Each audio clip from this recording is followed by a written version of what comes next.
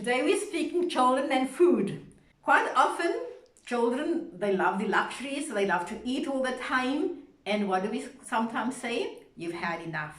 Okay? Now, if I want to eat, I don't think I've had enough. I just eat. But the child asks and we say they've had enough.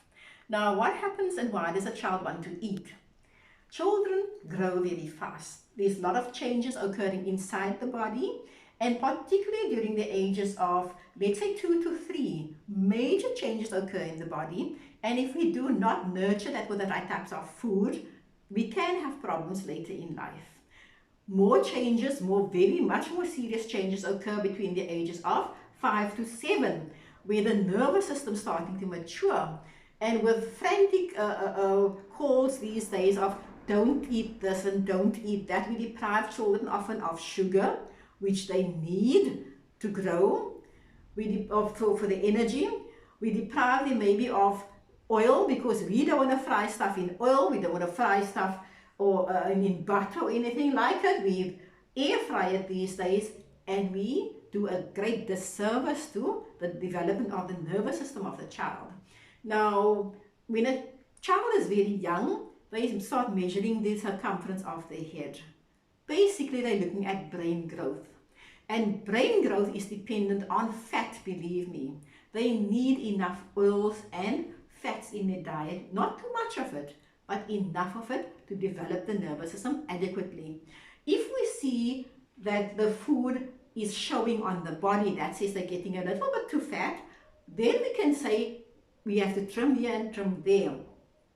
But as long as that child is showing growth and not much of extra fat or extra weight on the body, we need to allow them to eat. Otherwise, they're going to have problems later in life, and particularly with boys.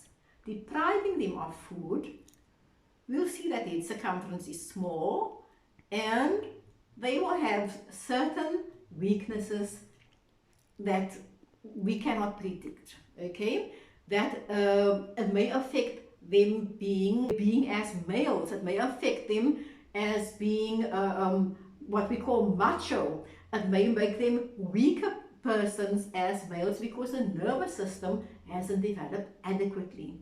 So it is important that we allow children to eat, but don't also dish for a child and say you must eat up everything, right? That eat up everything that you have dished for the child is a punishment.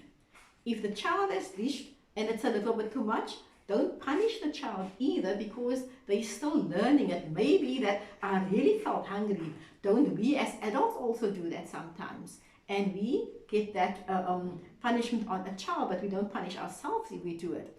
So it's important for the healthy development of a child that we take into consideration where they are in their development. If they are in, let's say, 2 to 3 years old, very importantly, a very, very healthy, balanced diet, between 5 and 7, and then also extremely importantly, between the ages of 11 and 13, when they are going through puberty. Right? Those at that stage in their life, major changes occur. They go through depression. Sometimes they don't have appetite because of what is happening to them, but that is times that they need enough food to sustain or to drive the process in their body for their development. So once again, do not deprive a child of food if they really need and we don't see it showing on the body. The body is using it somewhere. If they're getting too fat, we need to tailor what they eat. Maybe not how much, but what they eat. Sometimes that eating is comfort, so there are ways of satisfying that need for food with something healthy that's not maybe contributing to so much weight.